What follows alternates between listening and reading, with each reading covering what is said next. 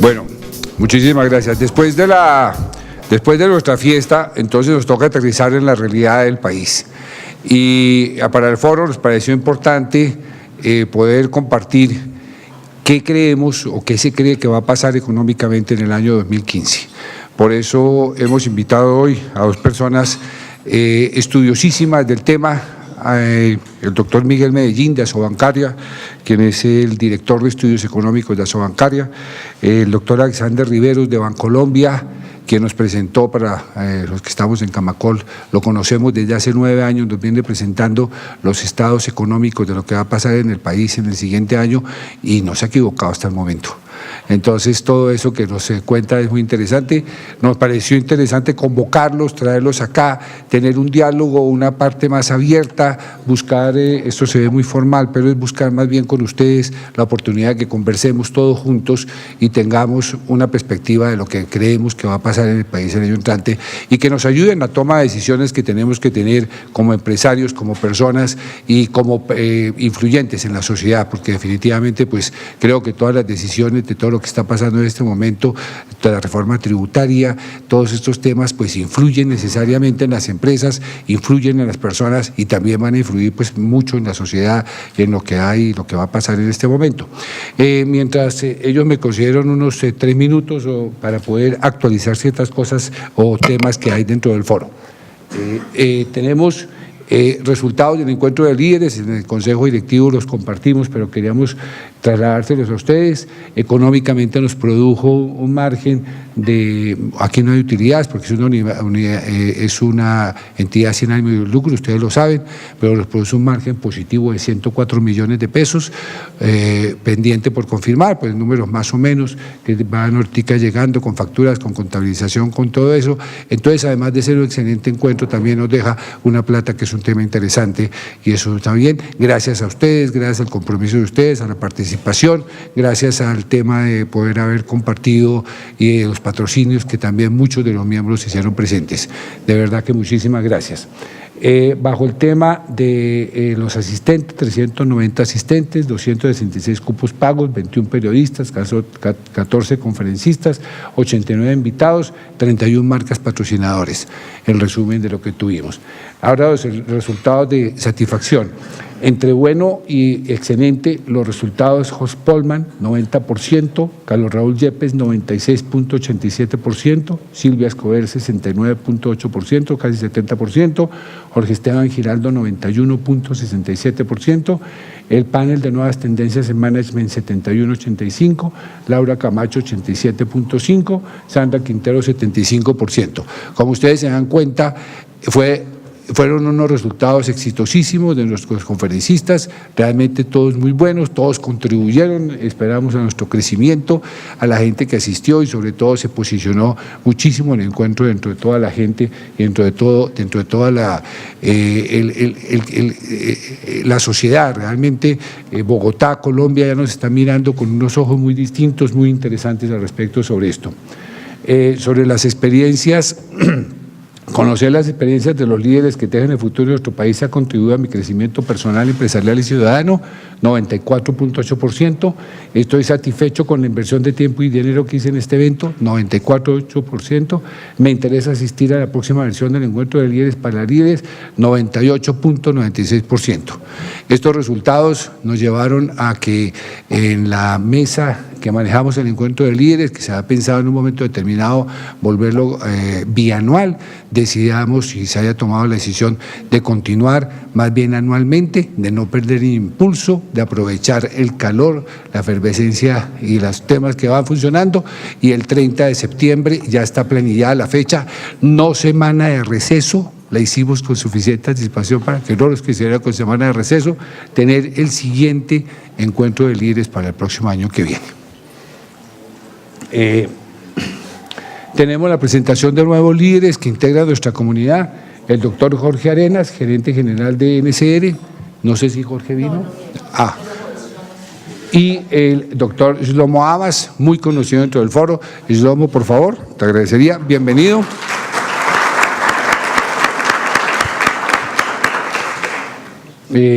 Además de esto, la mesa de membresía ha venido aprobando nuevos miembros, la dinámica del encuentro de líderes, la dinámica de todos ustedes invitando gente de muy buen nivel a participar. Creo que iremos a terminar con el final de año con unos 10 o 12 miembros más nuevos dentro del foro, todos de primer nivel, gente excelente que se está vinculando. El resultado de juntas conjuntas, el ejercicio que hemos hecho, primero que todo ha habido una muy buena receptividad de todas las juntas que se han reunido con otras juntas, ha habido enriquecimiento, ha sido muy positivo el tema. Empezamos unos ejercicios de entrenamiento de coordinadores y esperamos que todos los miembros del foro pasen a ser coordinadores de cada una de sus juntas de mejoramiento.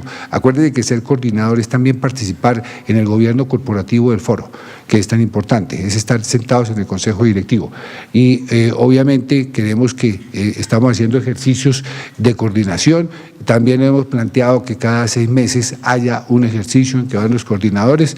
Nos reunimos en Los Lagartos una tarde de viernes, hacer unos ejercicios muy interesantes al respecto sobre los puntos básicos y que trajeron como resultado: la confianza trae sinceridad, capacidad y cumplimiento, generación de confianza a través tal vez de lo que vimos que se manejan además en las juntas de mejoramiento, que es sinceridad, capacidad y cumplimiento. Con esas 3 normas es lo que hemos establecido, lo que hemos sacado de las juntas de mejoramiento. La confianza no se siente en la mente, se siente en el cuerpo. Todas las emociones predisponen a la acción. Son lo que hemos rescatado, un breve resumen de lo que tenemos. La dinámica del cambio se genera cuando el ser humano empieza a tener conciencia. La declaración de quiebre es lo que permite el cambio. Cuando hay desconfianza, aumenta la resistencia al cambio, los cambios generan un duelo, los acuerdos aportan a la aceptación del cambio. Es decir, es un tema de que si estamos evolucionando dentro de la Junta de Mejoramiento, dentro del foro, tengamos que estar pensando en reinventarnos permanentemente lo que estamos haciendo para generar dinamismo dentro de las mismas juntas, dentro del mismo foro. Y esto es un programa que iremos bajándolo poco, pues a medida que vamos avanzando a todo lo que nos está pasando en juntas de mejoramiento. La fiesta, pues muchas gracias a los que asistieron, esperamos que hayamos tenido una muy buena celebración. Nuestra Navidad también coincidió con los 25 años, la celebración de los 25 años del foro, cosa pues que es fantástica.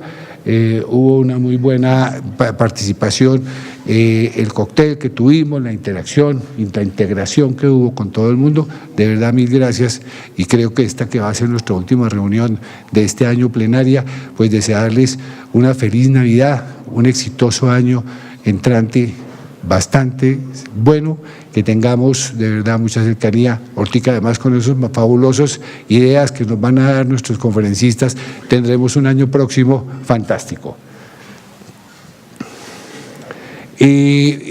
Estamos, como regalo de Navidad, lo que queremos es poderle dar a unos niños oportunidad de un regalo. Volvimos a traer la urna, hubo contribuciones en la fiesta que les agradecemos muchísimo, es el regalo que queremos para poder llevar a los niños de esas 3 instituciones, Ideal, Fundación Proyecto de Vida, Omnicer, llevarlos a Maloca a que pasen un día interactivo allá. Es el 12 de diciembre y como les hemos dicho, creemos y queremos que ojalá nos acompañen. La urna la vamos a poner ahorita que a la salida porque les decía María Clara que me ha quedado ya muy discutida y me da pena hacerlos caminar hasta allá para que coloquen la plata, entonces la voy a poner aquí a la salida para que por favor a la salida nos vayan dejando la contribución para la alegría de la Navidad de estos niños. Listo, estos son los temas. Entonces yo creo, doctor Miguel, los dos igual de importantes, empiezo por cuál de los dos, en orden alfabético de apellido. Doctor Miguel Medellín, estudios universitarios, máster de Filosofía de Economía en la Universidad de Sussex en Brighton, en Inglaterra, máster de Arts in International Economics en la Universidad de Sussex en Brighton, postgraduado en Diploma en Population and Development Institute of Social Studies en La Haya en 1993, economista de la Universidad Externa de Colombia. Ha sido director de estudios económicos de la Asociación Bancafé, Identidades Financieras de Colombia, Bancaria, investigador FE Desarrollo, responsable del Grupo de Estudios Macroeconómicos, Departamento de Estudios Económicos, jefe de Oficina de Estudios Económicos, Ministerio de Comercio Exterior, subdirector de Estudios Internacional del Ministerio de Comercio Exterior, asesor Unidad de Desarrollo Social, Departamento Nacional de Planeación, profesional especializado, Unidad de Análisis Macroeconómico, Departamento Nacional de Planeación.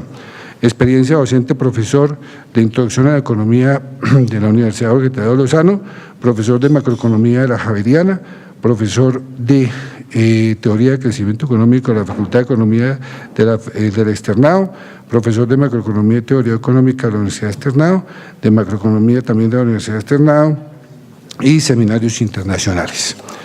Tiene escritos: Evaluación del impacto de la inversión social en OCENSA, con Mauricio Reines, Sandra Zuluaga, Impacto de la inversión extranjera en Colombia, situación actual y perspectiva de desarrollo, con Daniel Castellanos y Claudia Ceguera, algunas cualidades y remedios al déficit fiscal, seleccionado para publicaciones de ensayos del Banco de la República, International Trade and Capital Flows in Models in Economic Growth, calibración de 2 modelos en Colombia, en la Universidad de Sussex. Otros escritos, por favor, doctor Miguel, nos encanta, bienvenido. Doctor Alexander Riveros, economista de la Universidad Jorge Tadeo Lozano y máster de Economía de la Universidad de los Andes, ingresó al Grupo Bancolombia como economista de mercados internacionales en junio del 2009, trabajó como economista de Banca Central desde septiembre del 2010 y actualmente como economista senior, es catedrático de las áreas de Principios de Economía, Economía Colombiana y Macroeconomía de la Universidad Jorge Tadeo Lozano y miembro del Grupo de Investigación en Economía Matemática. Se desempeñó como investigador económico de la Oficina de las Naciones Unidas contra la Droga y el Delito en la Cámara Colombo-Venezolana y en la Unidad Administrativa Especial de Catastro Distrital, en donde participó en el proyecto de actualización catastral de Bogotá y en la consolidación del Observatorio Inmobiliario Catastral. Obtuvo una mención de honor en los premios Portafolio 2008. Entonces, bienvenidos, doctor Alexander Riveros, doctor Miguel Medellín, muchísimas gracias por su asistencia. Por favor, hemos planeado la siguiente metodología de presentación. El doctor Miguel Medellín hará una presentación de unos 20 minutos, media hora, el doctor Alexander Riveros sobre sus 2 visiones de la perspectiva de crecimiento y después entraremos a hacer una disertación y comentarios entre todos de lo que esperamos y de lo que creemos que va a ser. Doctor Miguel, por favor.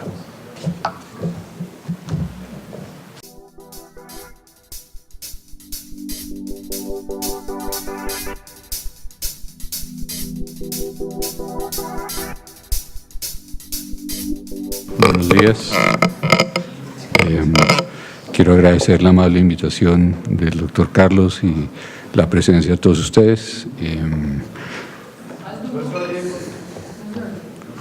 Qué pena. ¿Ahora sí mejor? Bueno. Tengo una presentación que es un poco larga, voy a tratar de hacerla tal vez en 20 minutos, media hora. La presentación tiene 3 partes. Una parte habla del entorno internacional, como la situación actual y las perspectivas del entorno internacional.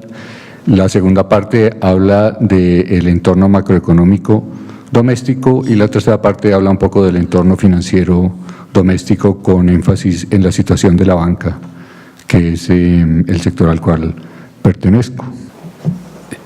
Digamos que la actividad económica mundial, la recuperación de la actividad económica mundial después de la crisis ha sido difícil porque la crisis dejó unas cicatrices o unas heridas que se han cerrado poco a poco, pero que ha sido difícil cicatrizar.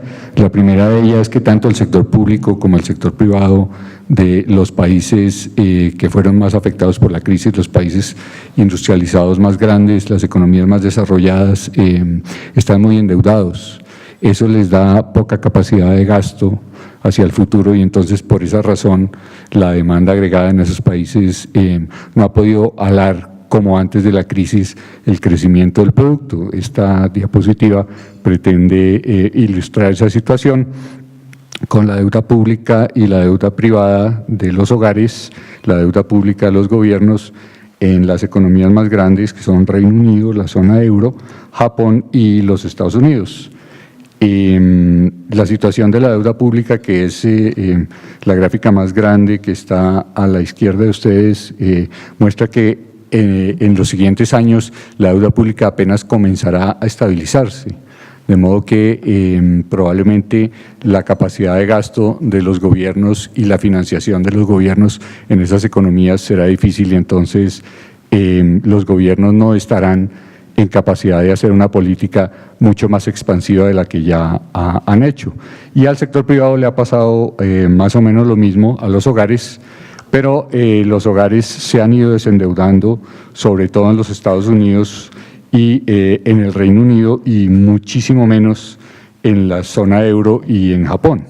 Entonces, seguramente esa es una de las razones que explica que actualmente las economías que están saliendo más rápido del estancamiento son entre las economías grandes, el Reino Unido y los Estados Unidos. Siguiente, por favor.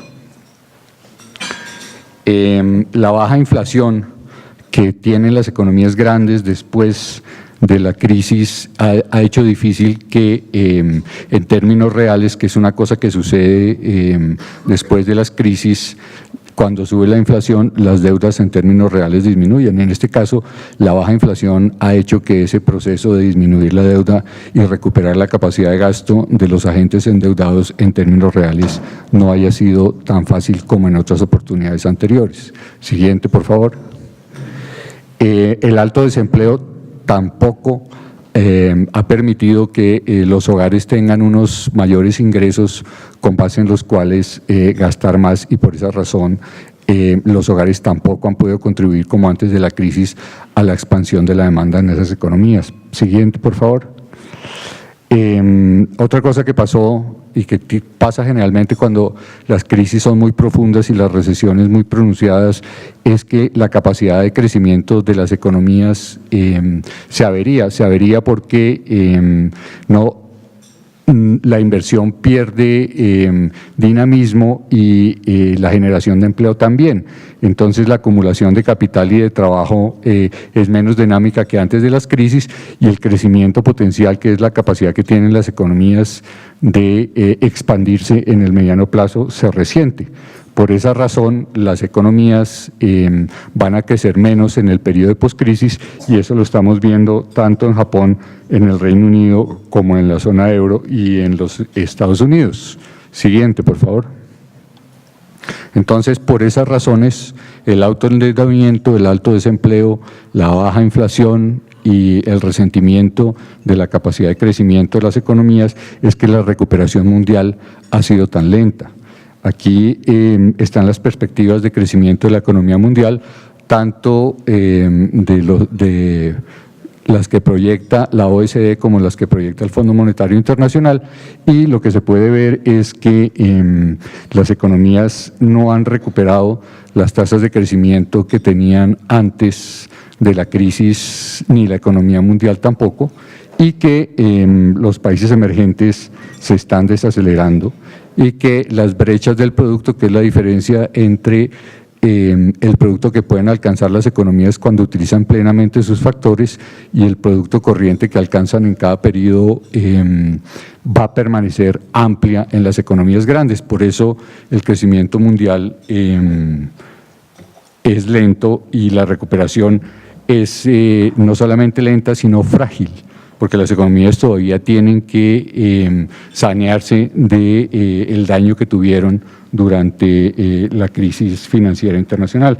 Bueno, otra cosa que ha pasado por la fragilidad de del crecimiento mundial es que las perspectivas de crecimiento son muy optimistas a comienzo de año en todos los países, y en el transcurso del año se van reduciendo. Eso genera incertidumbre en los agentes económicos, en los inversionistas, en los mercados financieros, y eso se traduce en una volatilidad alta en los mercados financieros. Eso es lo que pretende mostrar este gráfico, es la modificación de las perspectivas de crecimiento en la medida en que transcurre un año, con base en las proyecciones del Fondo Monetario Internacional.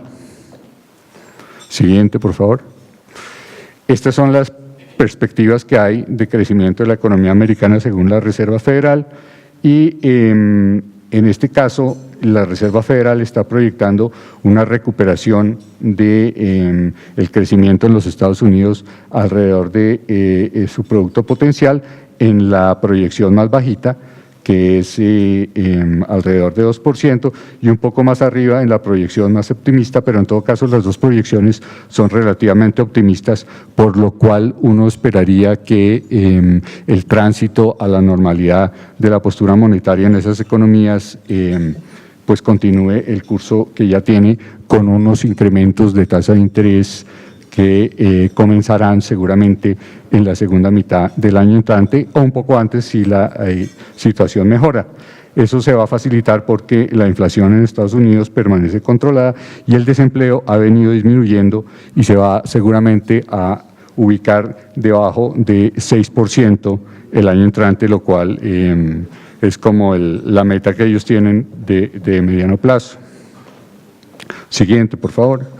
Eso hace que cada vez más miembros de la Reserva Federal, cuando son encuestados por la misma Reserva Federal, los miembros del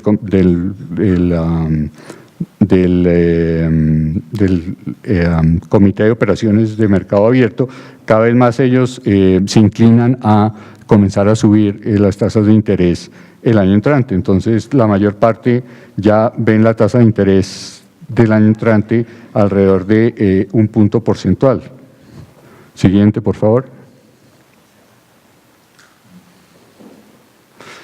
Eso ha tenido unos efectos, tanto la debilidad del crecimiento, los cambios en las proyecciones y la inminencia del cambio de la postura monetaria en los Estados Unidos, ha tenido unos efectos que se han sentido en una mayor volatilidad en los mercados financieros, que cuando uno mira una gráfica de largo plazo no lo puede ver en los credit default swaps, pero cuando mira el corto plazo sí lo puede ver, y entonces pues lo que pretende esta gráfica es mostrar que el riesgo que tienen las economías, en este caso europeas, percibido por los mercados a través de los seguros contra el incumplimiento de las deudas de esos países, pues se han incrementado sobre todo en la segunda parte de este año.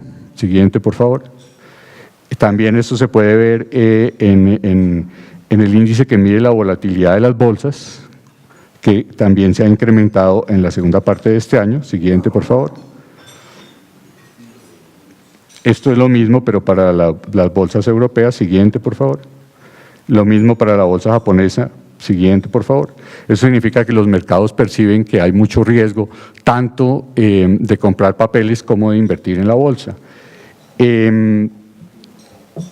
También las malas perspectivas o las perspectivas cada vez más regulares de crecimiento mundial han generado un descenso en la demanda esperada por materias primas, y eso ha hecho disminuir sus precios internacionales. Aquí está el precio del petróleo, aquí está el precio de los metales y aquí está el precio de las bebidas, que sí tiene alguna recuperación, lo cual a Colombia le favorece por el lado del café, pero por el lado de los metales y por el lado del petróleo eso se vuelve problemático, porque los términos de intercambio de las economías que exportan estos bienes primarios tienden a deteriorarse, y con ellos su ingreso nacional, con ellos su demanda agregada, y fuera de eso tienden a generarse desbalances tanto en el sector externo, en la cuenta corriente, la balanza de pagos, como en las cuentas del gobierno. Siguiente, por favor. Entonces, las economías exportadoras de materias primas tienen el riesgo de ver que sus desbalances macroeconómicos se hacen más grandes y por lo tanto se vuelven más vulnerables a los choques externos, lo cual ha hecho aumentar la percepción de riesgo de los mercados internacionales, que aquí está representada por los spreads sobre los bonos del Tesoro americano de la misma duración. Entonces, esto que se conoce como el riesgo soberano de estas economías ha incrementado en el transcurso de los últimos 2 años, y en la última parte de este año también se han incrementado, incluido el de Colombia, porque los mercados perciben que estas economías ahora tienen un mayor riesgo de incumplir sus obligaciones, tanto del sector público como del sector privado, y entonces el riesgo de financiarlos pues es más costoso. Siguiente, por favor. Eso ha hecho en alguna medida que los inversionistas que se asustan por los mayores riesgos que ofrece el mundo emergente, hayan preferido los activos más seguros y por esa razón los bonos del Tesoro americano y aquí están los bonos también de los títulos a 10 años de Alemania, que son la línea morada, hayan disminuido porque hay una preferencia por ese tipo de activos seguros. Los bonos del gobierno colombiano también se han beneficiado y han seguido muy de cerca los bonos de las economías más seguros, en gran parte también por la buena situación de las finanzas públicas en Colombia y por la recomendación de aumentar la exposición que hacen los que diseñan los portafolios internacionales. Siguiente, por favor. Entonces, la preferencia por esos activos más seguros ha hecho que se cambie la denominación de los activos de los inversionistas internacionales y algunos, como prefieren los activos más seguros, entonces venden los activos en las economías emergentes, lo cual incrementa la demanda por moneda extranjera y deprecia la moneda nacional, y eso es lo que se puede ver aquí en el caso de Brasil, en el caso de Colombia, y en el caso de otras economías de América Latina y en general en el mundo entero. Como los Estados Unidos están mejorando mucho más que las demás economías, entonces su moneda se está fortaleciendo alrededor del mundo. Siguiente, por favor. Ahora, con base en ese entorno internacional, entonces vamos a ver qué es lo que pasa según nuestra perspectiva en el entorno doméstico. Tenemos que la economía colombiana está creciendo un poco por debajo de su tasa potencial, pero que en los próximos 2 años se mantendrá creciendo, fluctuando alrededor de esa tasa potencial que nosotros estimamos con diferentes filtros, con técnicas econométricas en alrededor de 4.6%. Siguiente, por favor.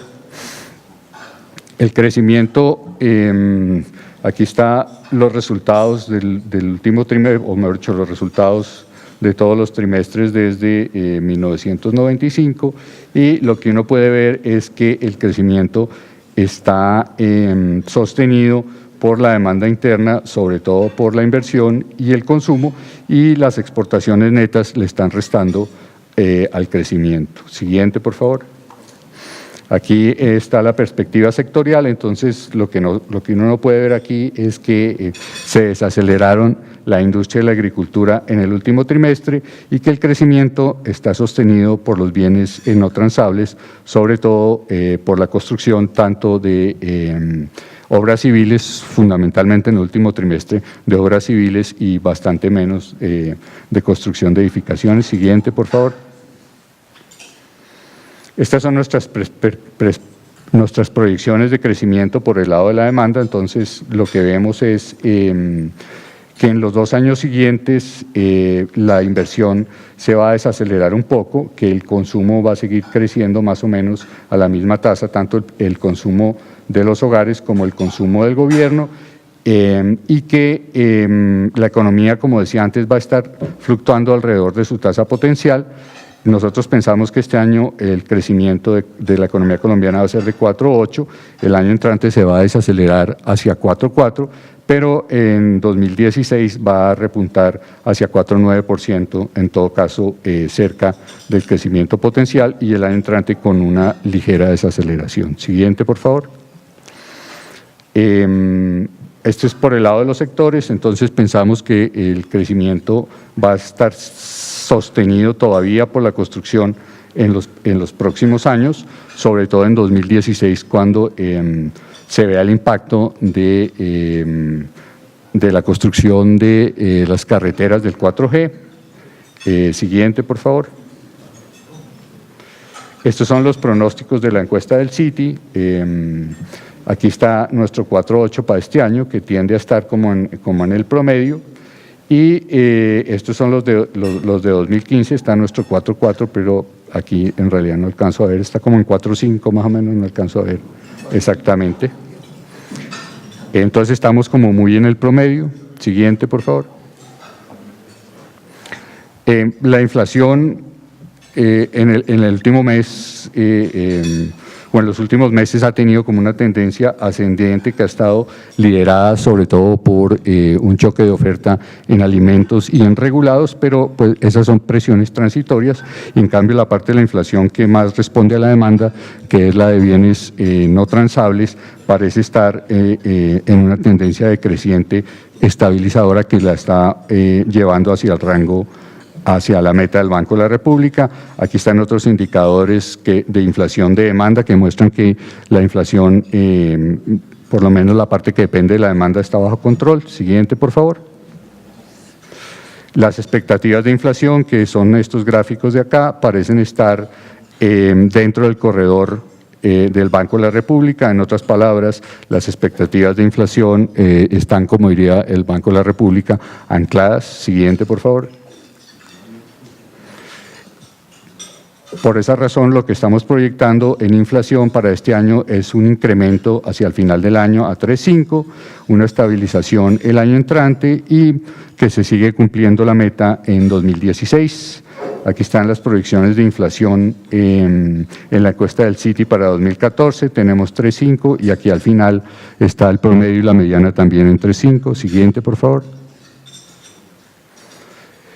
Hay una gran confianza en que el Banco de la República va a alcanzar la meta de inflación este año y por esa razón los analistas en promedio están casi seguros de que el banco no va a seguir subiendo la tasa este año. Lo que pase con la tasa del banco el año entrante es un poco más difícil porque si se debilita el crecimiento, como no hay presiones inflacionarias, seguramente el banco tendría que bajar, aunque desde el punto de vista del crecimiento en el largo plazo, para evitar presiones de demanda, el banco debería seguir buscando la neutralidad del año entrante, que más o menos el consenso de los analistas es que la tasa neutral del Banco de la República en Colombia debe estar alrededor de 5 o 5,25. Entonces, es un poco difícil predecir lo que va a hacer el Banco de la República el año entrante. Nosotros pensamos que va a seguir subiéndola hasta 5, pero ese pronóstico es bastante difícil en estas circunstancias. Siguiente, por favor.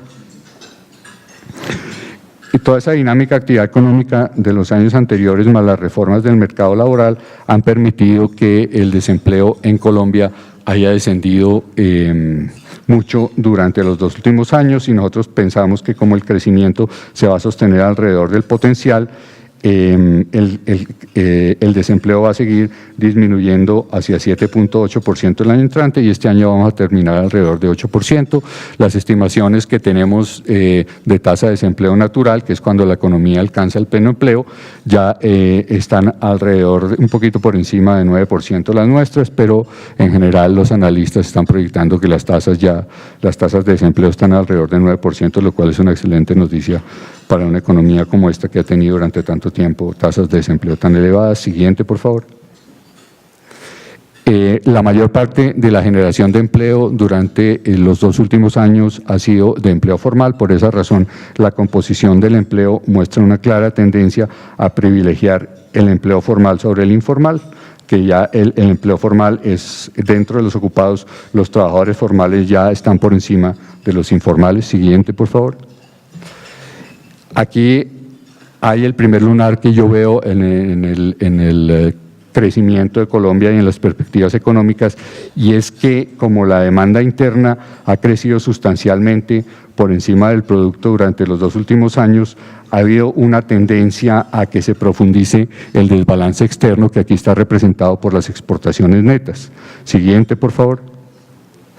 Eso hace que el cambio en los términos de intercambio haya tenido un efecto perverso sobre el crecimiento de las exportaciones y la pérdida de mercados, primero por el lento crecimiento del vecindario, segundo por la pérdida del mercado venezolano y tercero por algunos problemas de competitividad de los bienes transables nacionales, pues que las exportaciones no tradicionales este año se hayan descolgado y estén creciendo poco, y que las exportaciones tradicionales estén estancadas, sobre todo por un problema de precios de hidrocarburos. Entonces, eso ha hecho que las exportaciones totales acumuladas en los 3 primeros trimestres estén disminuyendo. Siguiente, por favor.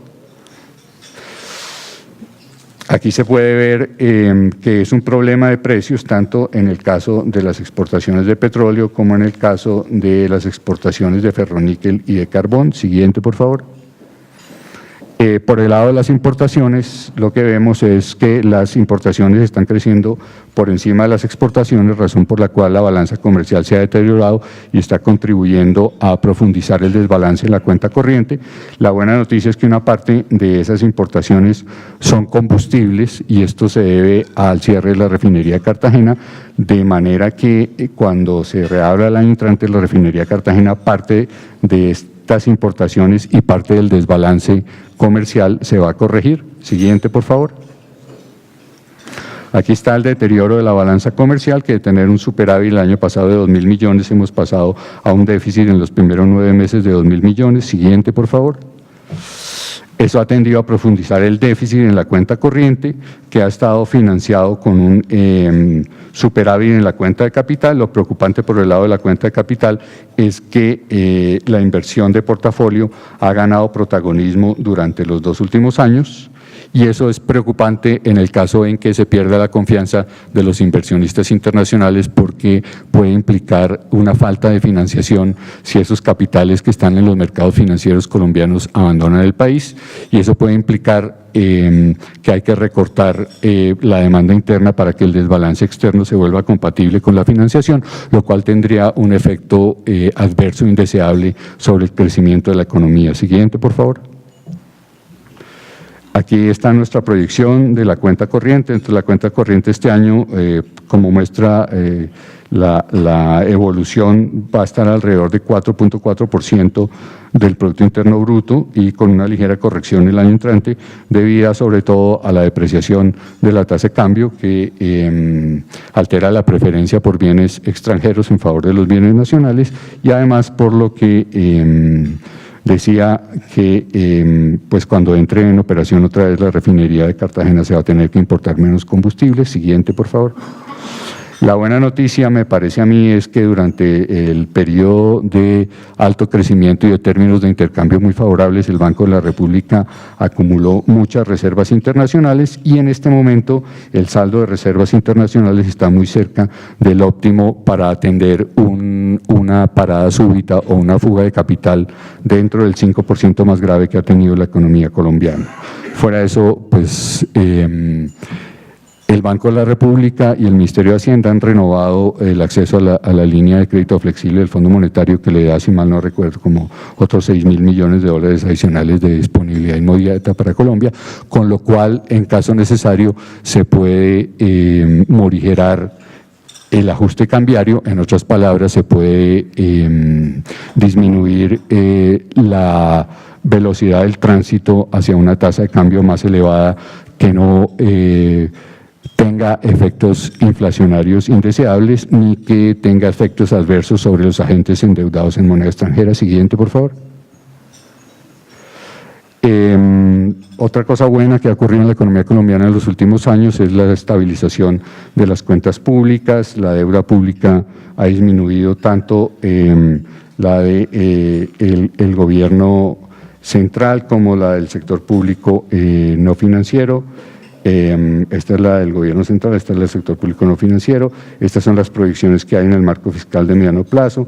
Eso se ha debido a la tendencia del déficit a disminuir en el mediano plazo, y esa tendencia continúa porque la programación del gobierno basada en el cumplimiento de la regla fiscal así lo requiere. Siguiente, por favor. Eso es lo que ha permitido que disminuya el costo del endeudamiento, eso es lo que ha permitido que las tasas de interés estén bajas en el país, eso es lo que ha hecho posible que se financie más fácil el sector privado en Colombia para invertir y para atender sus gastos de consumo durable. Estas son las metas de déficit de la regla fiscal. Siguiente, por favor. Entonces, la buena noticia es que tenemos un instrumento muy poderoso para que las finanzas públicas estén ordenadas y para que el costo de la financiación, tanto para el sector público como para el sector privado, se mantenga baja. La mala noticia por el lado de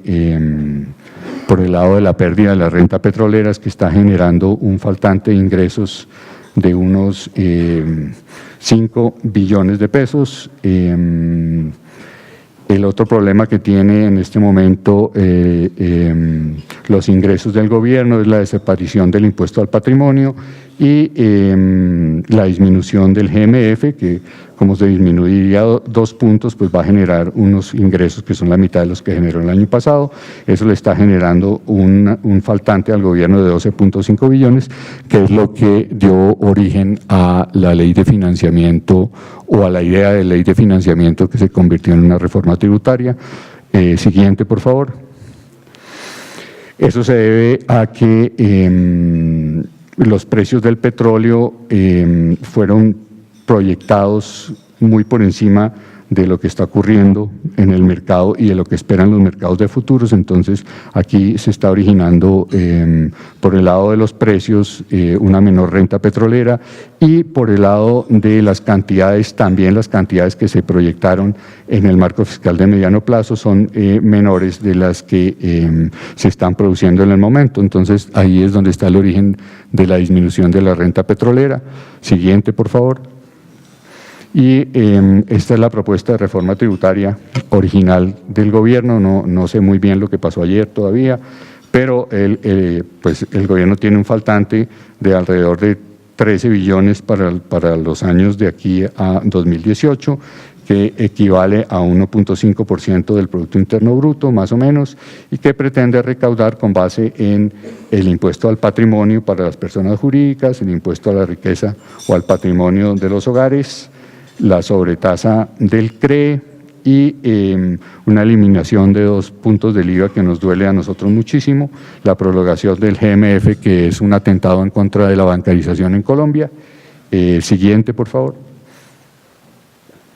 Y esto es un poco el movimiento de los mercados financieros, la bolsa que no ha podido despegar, las tasas de los TES que por el cambio, los anuncios de cambio de la postura monetaria en los Estados Unidos, los TES se desvalorizaron, se han vuelto a apreciar este año, pero cada vez que hay incertidumbre sobre el ritmo del cambio en la postura monetaria o el mayor riesgo que pueden tener los emergentes, tienden a generar un mayor riesgo soberano y por lo tanto desvalorizar la deuda pública.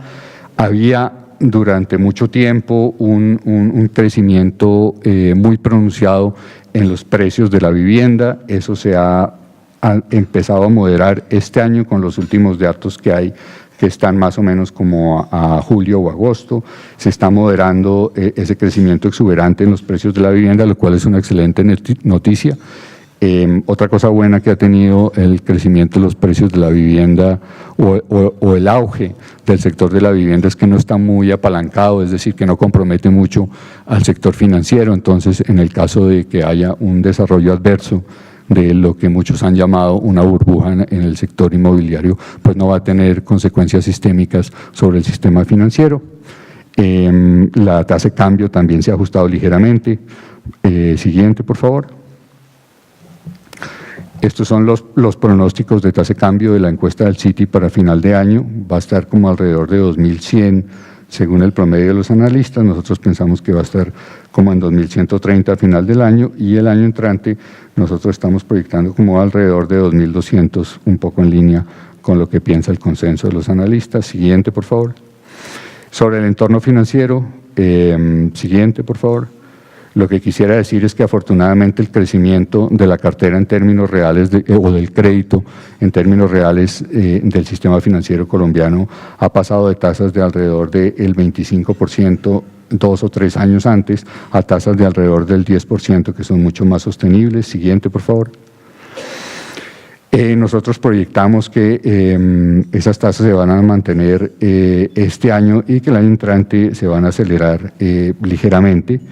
Con esas tasas que estamos proyectando un crecimiento o una profundización financiera que es muy sostenible porque el crédito como proporción del Producto Interno Bruto no se aleja excesivamente de su tendencia de mediano plazo, entonces no va a haber un endeudamiento excesivo de los agentes domésticos y eso no va a poner en riesgo la estabilidad del sistema. Siguiente, por favor. Ese riesgo de crédito está muy acotado, afortunadamente la calidad de la cartera sigue muy buena, es un poquito preocupante para el microcrédito, pero de resto se mantiene como en mínimos históricos para todas las modalidades, es una cartera que está muy bien cubierta, la cartera mala está holgadamente provisionada, entonces el riesgo de crédito pues de esa manera está adecuadamente manejado. Siguiente, por favor. Las tasas de interés pues han tenido, las de corto plazo, una tendencia al alza, o las pasivas siguiendo la tasa del banco, aunque la de las simultáneas y la de los la de ETF se mantienen un poco por debajo, lo cual indica que seguramente hay excesos de liquidez en el sistema financiero. Las tasas de interés activas no han recogido el incremento de tasas. Esto se debe seguramente a una competencia muy intensa que hay entre los bancos. Eso ha estrechado el margen de intermediación, lo cual supongo que es una buena noticia para la economía. Siguiente, por favor.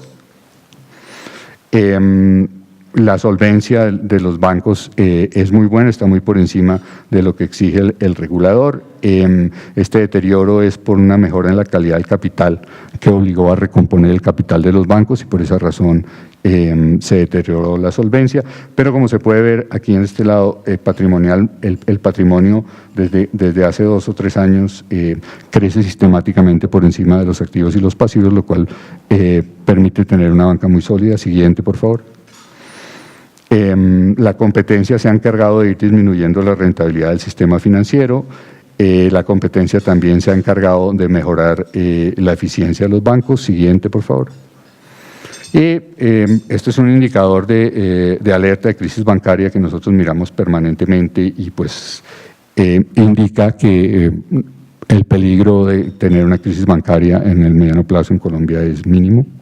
Siguiente, por favor. Este es el endeudamiento de los hogares en Colombia que se ha incrementado mucho, pero si se lo compara con el de otras economías, pues es muy bajo. Siguiente, por favor.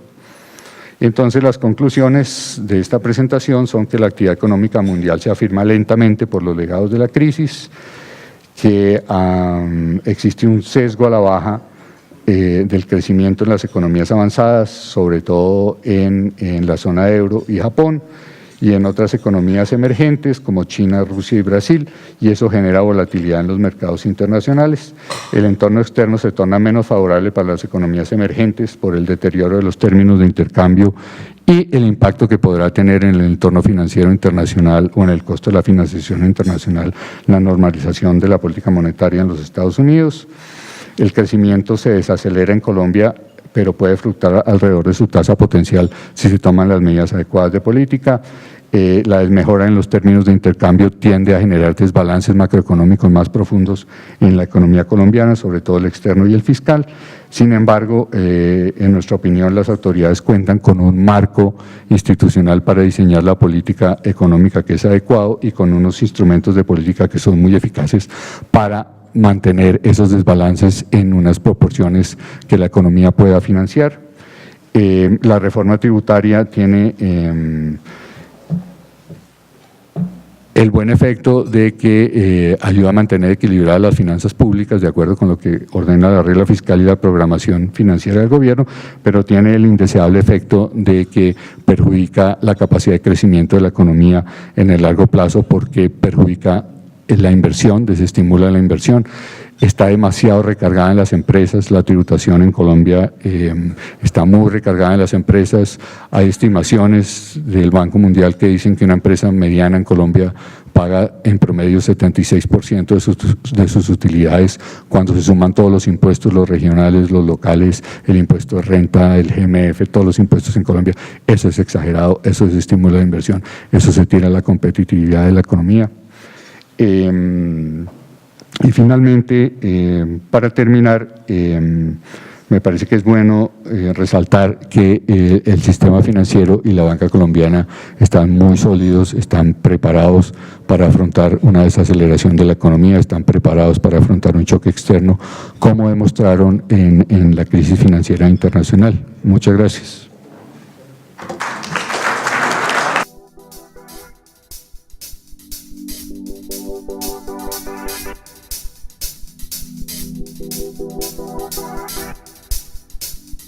Bueno, muy buenos días a todos. Muchas gracias al doctor Moreno por la invitación para acompañarlos esta mañana. Para mí es un honor, un placer estar aquí con ustedes tratando de compartir una visión de la economía colombiana y del mundo el próximo año, porque eso seguramente les sirve mucho para su planeación estratégica. Aquí acaban de pasar dos cosas buenas para ustedes, pero que son muy tristes para mí. La primera, ya les sirvieron el desayuno, yo no he desayunado. La segunda, Miguel les dijo absolutamente todo lo que se le podía decir a la gente esta mañana sobre la economía mundial. Entonces, ¿yo qué voy a tratar de hacer? Van a tratar de desayunar ahora más tarde y en la presentación voy a intentar mostrarles algo adicional a lo que les dijo Miguel, que fue, digamos, muy bueno. Y arranco con una pregunta que siempre me gusta hacer en estas reuniones y es ¿cómo se sienten hoy? ¿Y por qué cómo se sienten? Porque de los estados de ánimo depende el comportamiento de una economía. Las economías son finalmente personas, ¿no? Y cuando las economías tienen periodos de auge muy fuerte es porque el optimismo de la gente está en un nivel muy alto. La confianza está alta, se empiezan a tomar decisiones de endeudamiento, de consumo y de inversión. Las familias por lo general suelen tener profesionales en su composición. Entonces, cuando hay una familia con un médico, el médico le receta los medicamentos a toda la familia. Cuando hay una familia con arquitecto, el arquitecto ayuda a diseñar la obra donde va a vivir la familia. Cuando hay una familia con un productor de vehículos, seguramente esa familia tiene de esos vehículos.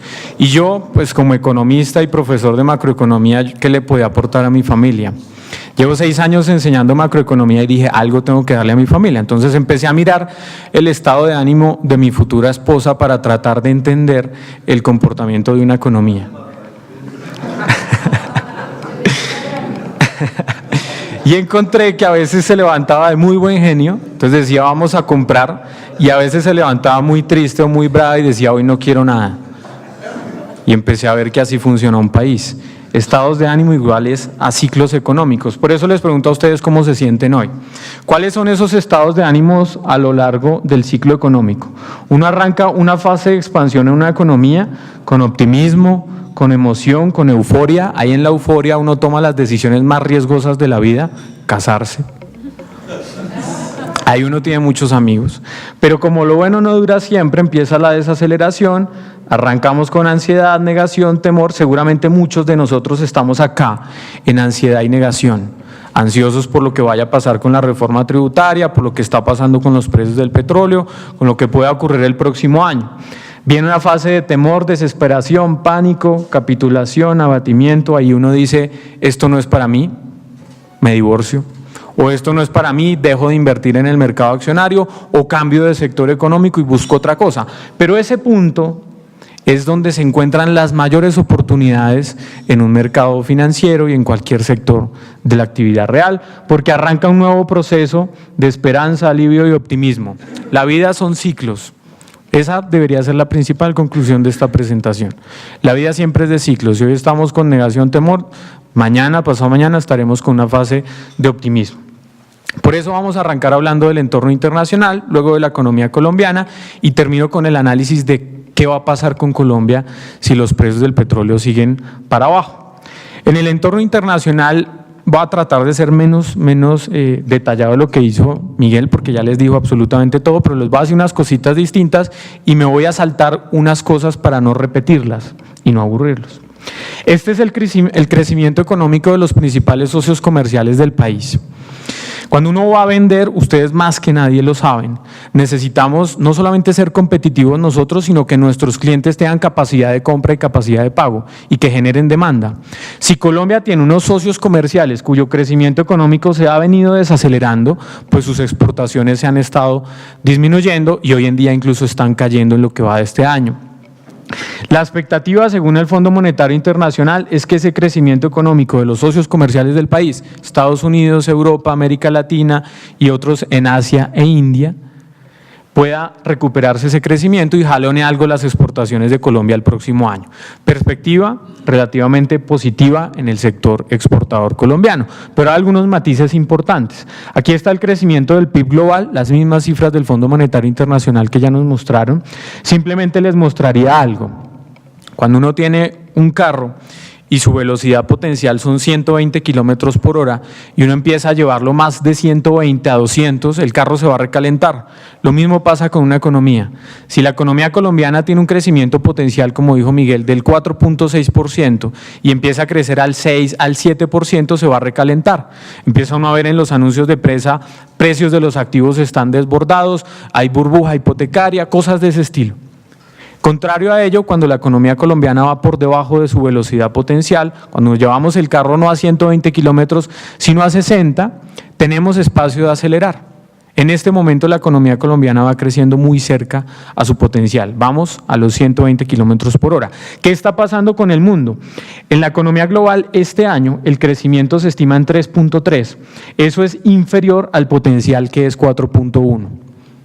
El mundo económico está creciendo por debajo de su potencial. Hay utilización de capacidad instalada por debajo de lo que podría ser el óptimo. Y eso nos va a dejar, tanto este año como el próximo y seguramente en el mediano plazo, con unos niveles de inflación bajos. Cuando una empresa está trabajando a media capacidad, pues tiene espacio para tener unos precios bajos. Cuando tenemos utilización de capacidad instalada muy alta, estamos viendo una demanda muy fuerte, podemos subir los precios. Lo mismo pasa en una economía. La inflación en promedio desde el 2000 a nivel global ha sido del 4.3%, este año estaríamos en el 3.9% y el próximo muy cerca, 3.89%. Entonces, si tenemos bajo crecimiento económico y baja inflación, los principales bancos centrales de Estados Unidos, Europa y el Reino Unido pues han mantenido las tasas de interés bajas por un periodo prolongado. Y eso también ha repercutido en los emergentes y en el caso de Colombia también.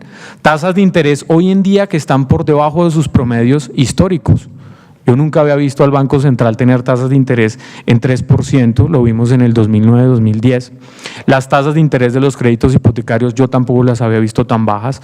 A finales de los 90 esas tasas estaban al 45%, hoy en día al 12% en promedio, el año pasado alcanzaron a bajar mucho más. Esa liquidez que se ha inyectado al mundo también ha llegado a los países emergentes y Colombia no ha sido la excepción.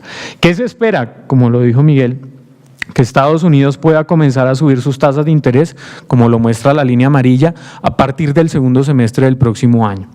Y uno dice, bueno, ¿y esto cómo nos va a impactar a nosotros? Pues hay muchas alternativas de impacto sobre el país. Hay una alternativa financiera y es, si Estados Unidos sube las tasas de interés de manera muy agresiva, muy fuerte, las tasas de interés de los bonos colombianos pueden comenzar a subirse. Y eso va a tener un impacto sobre el costo del crédito en Colombia, sobre todo los créditos de largo plazo, de consumo y de vivienda. Ahí hay un impacto financiero.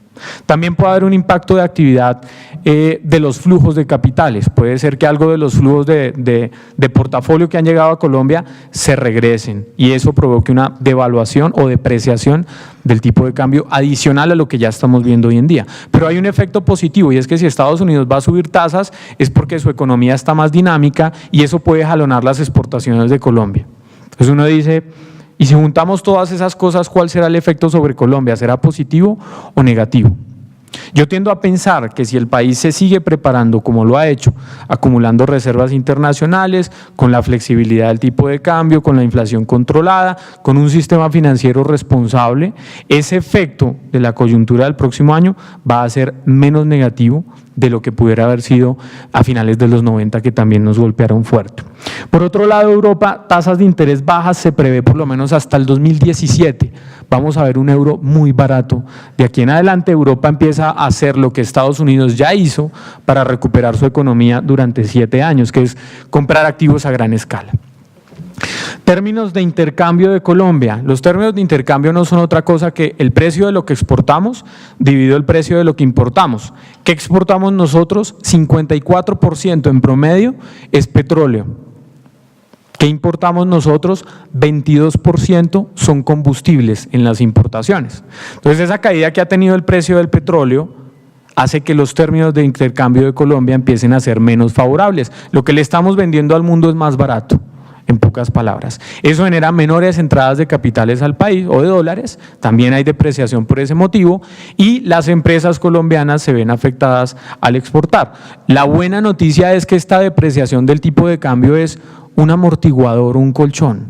Cuando algo negativo pasa en el mundo, como está pasando hoy en día, precios del petróleo para abajo, el tipo de cambio se deprecia y esas bajas de precios de los exportables de Colombia al tipo de cambio más alto, pues se traducen en más ingresos y compensan un poco la pérdida de ingresos de los exportadores. Fíjense cómo los términos de intercambio vienen bajando. Y hoy en día, pues con los precios del petróleo van bajando mucho más. Esperamos nosotros el próximo año y estén cayendo esos términos de intercambio 5.7%, 3.7%. La actividad real en Colombia. Acuérdense de la segunda gráfica que hablamos de los ciclos económicos y los estados de ánimo. Esta gráfica muestra el crecimiento económico del país. Fíjense los periodos de auge, desaceleración, y viene un nuevo auge que fue 2010-2011. Yo me acuerdo todo el mundo comprando un carro nuevo, endeudándose a más no poder, lo invitaban a uno a todos los matrimonios. Hoy en día en la desaceleración, pues no lo invitan a uno a los divorcios, pero la economía empieza a crecer a unas tasas cada vez más bajas. Del 6,5% que crecimos en el primer trimestre del año y fue el segundo crecimiento económico más alto en el mundo, pasamos a crecer el 4.3% en el segundo trimestre. Sigue siendo una muy buena tasa de crecimiento a nivel mundial. América Latina se estima que el próximo año vaya a crecer 2.2%. Nosotros estaríamos creciendo en torno al 4.4%, como lo dice Miguel y lo decimos nosotros también. Sería el doble de crecimiento de la región. Estamos bien, pero estamos en desaceleración. Aquí está nuestra expectativa. Este año un crecimiento del 4.7%, Asobancaria está en 4.8% y el próximo año vemos desaceleración a 4.4%. ¿Por qué esa desaceleración? Va a haber algo de repercusión negativa por el sector transable de la economía y aquí lo podemos ver. La industria, que ha caído en el 2012 y 2013 al 1.1% y al 1%, este año puede recuperarse algo, la confianza de los industriales va positiva, me preocupa un poco las últimas encuestas de confianza que están mostrando que hay deterioro de las expectativas y de la percepción de la situación actual, pero yo tiendo a pensar que eso es producto también de la reforma tributaria, de la carga tributaria mayor genera pérdida de optimismo en los industriales y empieza un periodo de desaceleración. La industria podría crecer este año 1.7%, el próximo 2.2%, y el sector que más crecería dentro del PIB, construcción. 12% creció la construcción el año pasado, este año podría crecer al 11.7% y el próximo al 6.3%. ¿Va a haber desaceleración? Sí, señor, va a haber desaceleración. Pero no va a ser algo muy fuerte porque el gobierno tiene todavía capacidad de seguir impulsando el sector. Acaba de lanzar un programa de 2.4 billones de pesos, subsidios también para viviendas hasta 84 millones de pesos. Eso va a generar un impacto, pero va a ser menor que el programa anterior, porque el programa anterior fueron 2.1 billones de pesos ejecutados en 1 año y medio, 2 años. Este va a ser en 3 años, 2.4 billones, hay que repartir menos magnitud del efecto. Y aquí está el crecimiento del PIB por componentes de demanda, el consumo de los hogares que representa el 66% del PIB, creciendo a una muy buena tasa este año al 5%, el próximo al 4.3%, exportaciones en terreno negativo cayendo 1.3% este año, recuperándose el próximo, y las importaciones con una dinámica muy fuerte.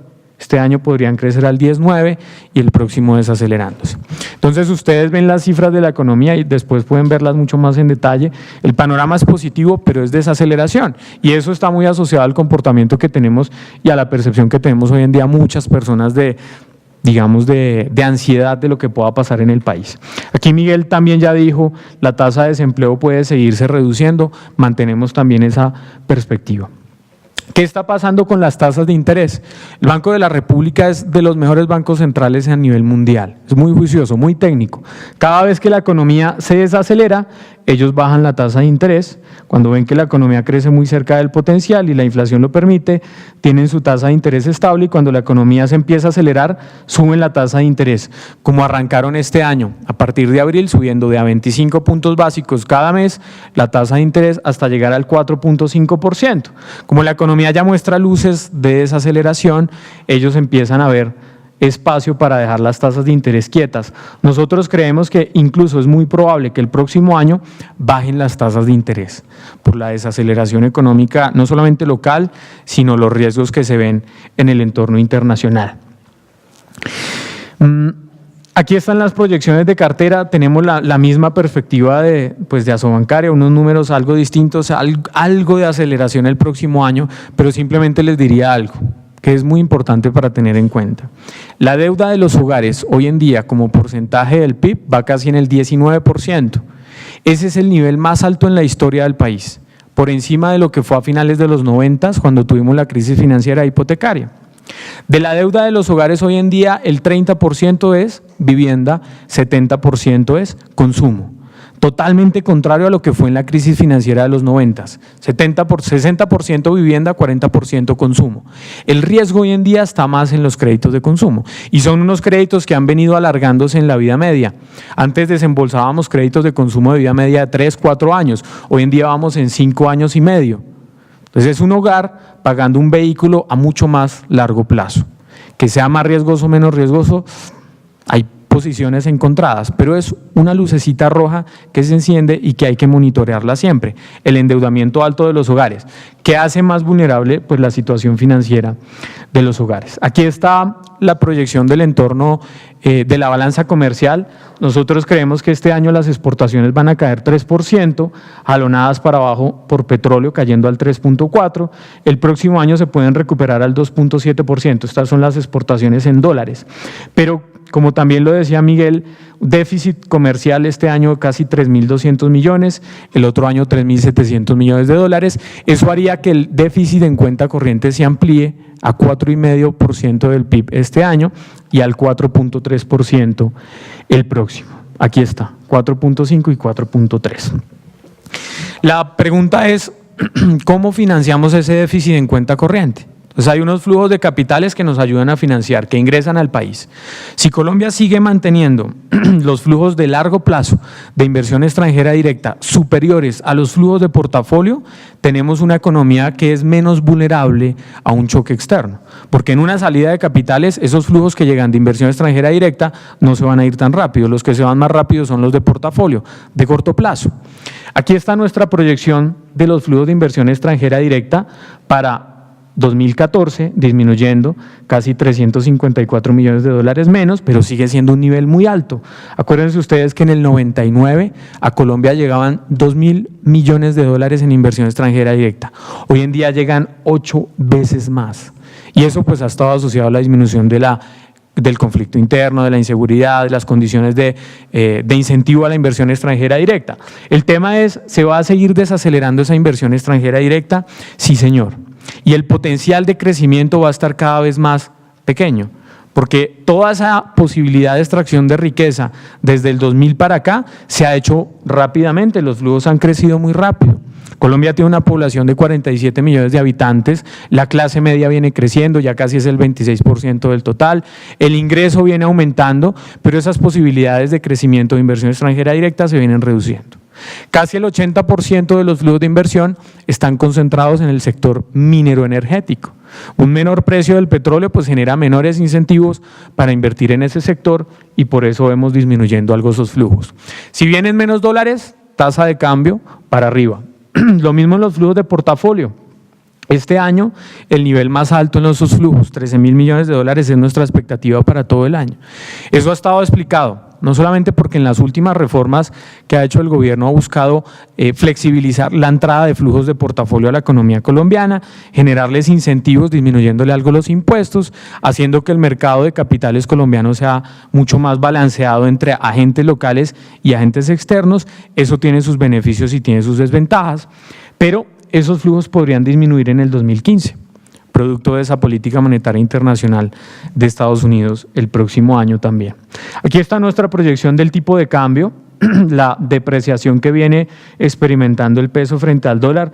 Terminaríamos este año en 2080, entonces ustedes me dirán, bueno, pero ayer cuando se reunió la PEB y dijo vamos a mantener la producción de petróleo en 30 millones de barriles, el petróleo se cayó mucho más, casi a $70, la tasa de cambio se fue casi a 2.200, sí, pero yo tiendo a pensar que la discusión de fondo debe estar en qué es lo que está explicando el comportamiento de los precios del petróleo y qué tan probable es que esos precios se regresen a un nivel más alto en el corto y mediano plazo. Y ahorita vamos a hablar de eso. Entonces quise traer esta diapositiva. Todo el mundo se pregunta, ¿y con esta caída del precio del petróleo qué le va a pasar a Colombia? ¿Qué tan importante es el petróleo para este país? Dentro del PIB, el sector petrolero puede estar representando casi 5.4%, uno dice, bueno, pues no es tan importante, pero dentro de los ingresos del Gobierno Nacional Central representa el 20%. Si agregamos regalías, casi es el 25% de los ingresos, una cuarta parte, eso es importante. Dentro de las exportaciones, la mitad de lo que exportamos es petróleo. Y dentro de los flujos de inversión extranjera directa, el 81% minería y hidrocarburos. Luego sí es importante. Miguel ya les dijo cómo va a ser el tema de la reforma tributaria, cuántos recursos se están buscando, 12.5 billones de pesos, pero nosotros hemos dicho, y eso que va en el informe de proyecciones que ustedes pueden descargar en la página web nuestra, el tema no está tanto en el corto plazo, sino en el mediano y largo plazo. ¿Hacia dónde van a ir los ingresos del gobierno? La expectativa dentro del marco fiscal de mediano plazo es que los ingresos disminuyan desde el 17.1% del PIB hasta el 16.1%. ¿Qué impacto tiene la reforma tributaria? No sé si alcancen a ver esta lineecita roja. Ese es el impacto de la reforma tributaria. No es una reforma tributaria estructural, no genera un cambio de tendencia sobre los ingresos del gobierno. ¿Qué va a pasar con los ingresos en adelante? Pues va a haber disminución de los ingresos del sector minero petrolero que van para el gobierno. En el 2013 llegaron a representar 3.4% del PIB y hacia el 2018 llegarían al 2% del PIB. ¿Cómo buscamos una fuente alternativa de esos recursos? Con impuestos. Muy probablemente esta no va a ser la última reforma tributaria. Y el gobierno ya dijo, a partir del próximo año vamos a hacer unas reuniones con unos organismos especiales, con el sector privado, con la academia, para ver cómo vamos planeando entre todos una reforma tributaria estructural que se vaya haciendo de a poquitos en el país y que nos lleve a depender menos de estos ingresos petroleros. ¿Qué iba a pasar el próximo año? Que el gobierno ya no iba a tener la renta del patrimonio, entonces se perdía el 0.6% del PIB en ingresos, y iba a tener la mitad, como lo dijo Miguel, de los ingresos del GMF, 0.8% del PIB, pasarían a 0.4%. Por eso se plantea la reforma, buscando 1.5% del PIB este año, 1.7 y 1.9 en el 2018. Pero la reforma tributaria lo único que busca es suplir o buscar unos recursos para mantener la meta de esos ingresos que van a ir disminuyendo. La gran pregunta es, ¿qué va a pasar con esos ingresos en adelante si el entorno internacional nos golpea fuerte, si el crecimiento económico es más bajo de lo esperado, si la tasa de cambio se deprecia muy fuerte, si se nos cae el precio del petróleo? Nosotros hicimos un ejercicio de la sensibilidad de los ingresos del gobierno con nuestras proyecciones económicas y lo comparamos con el escenario fiscal y encontramos lo siguiente. El gobierno tiene dentro del marco fiscal de mediano plazo la expectativa de que el precio del petróleo va a ir subiendo $1 año tras año de aquí al 2024. Nosotros dijimos, bueno, y si eso no es así, se mantiene más bien en $80 el barril, pues encontramos que los ingresos del gobierno empezarían a disminuir mucho más rápido de lo que está pensando el Ministerio de Hacienda. Al 2024 serían el 15.9% del PIB, 0.2% menos, solamente por la discrepancia entre nuestras expectativas económicas y las del gobierno. Ahora, si hacemos el escenario con un petróleo a $70 el barril, pues la brecha sería mucho más grande. Y la preocupación no está en el 2014 y 2015, la preocupación está mucho más para el 2016. El presupuesto del 2015 ya se tiene, pero el 2016 no. Yo creo que lo mejor que puede tener este país es la institucionalidad. Si las reglas del juego se respetan, vamos bien todos, porque eso genera confianza, estabilidad en las reglas del juego, toma uno decisiones de inversión sabiendo que hay un marco claro y que se respeta. Yo creo que el gobierno va a cumplir la regla fiscal. La regla fiscal le dice al gobierno, usted, señor gobierno, en el 2018 tiene que tener un déficit del 1.9% del PIB estructural, observado del 2% del PIB, y llevarlo hacia el 2022 al 1% del PIB. Tiene que ser juicioso con las finanzas públicas y eso es lo mejor que le puede pasar a Colombia. Pero si los ingresos van a ir disminuyendo, ¿qué hay que hacer para mantener ese déficit controlado y disminuyendo? Pues bajarle a los gastos. Entonces, ¿en dónde va a hacer recortes de gasto el gobierno? Primero, En gastos de funcionamiento que pasarían del 14.3% del PIB entre el periodo 2015-2019 al 13.2% del PIB entre el 2020 y 2024. Esos gastos de funcionamiento. En intereses por servicio de la deuda del 2.3 al 2% del PIB y en inversión hay que aumentarla. Ese es el panorama de cómo van a reducir los gastos el gobierno. El tema es qué tan flexible es reducir esos gastos. Si yo le digo a mi señora, no vamos a usar las tarjetas de crédito, ella se me muere. Pero el gobierno tiene una capacidad relativamente inflexible de hacer recortes de gasto. ¿En qué grupos? En intereses, servicios personales y transferencias, aquí está la reducción esperada, 0.6% del PIB, 0.6, 0.8. Eso es relativamente inflexible. El exministro de Hacienda, Echeverry, hizo un ejercicio muy completo y encontró que el 94% de los gastos del gobierno son inflexibles. ¿Por qué razón? Porque están amarrados a normas y a la Constitución. Con la descentralización del gobierno el gasto aumentó y es poco probable, o más bien relativamente difícil, recortar esos gastos. ¿Dónde hay más flexibilidad? En inversión y en gastos generales, pero la gran pregunta es, ¿será que tenemos que bajarle al ritmo de inversión en el país? Y más ahora pensando en el posconflicto. El gasto puede ser más alto. No podemos darnos el lujo de disminuir el gasto en seguridad, hay que mantenerlo por lo menos y hay que empezar a gastar en otras cosas.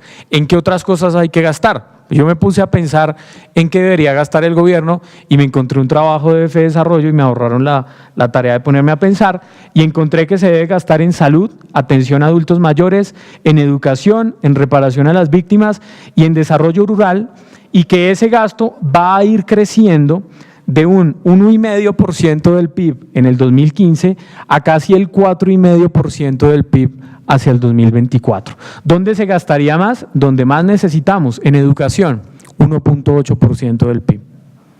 Entonces, si los ingresos van a ir disminuyendo y yo estoy pensando en disminuir el gasto y un gasto del posconflicto sería más grande, ¿qué tengo que hacer? Una reforma tributaria estructural. Y yo creo que siendo neutral, y dejo a un lado el nombre de Bancolombia, esto lo dice más Alexander Riveros, creo que el primer paso para que este país comience a poder gastar ese gasto adicional que es necesario si pensamos en un país sostenible, es una reforma tributaria estructural.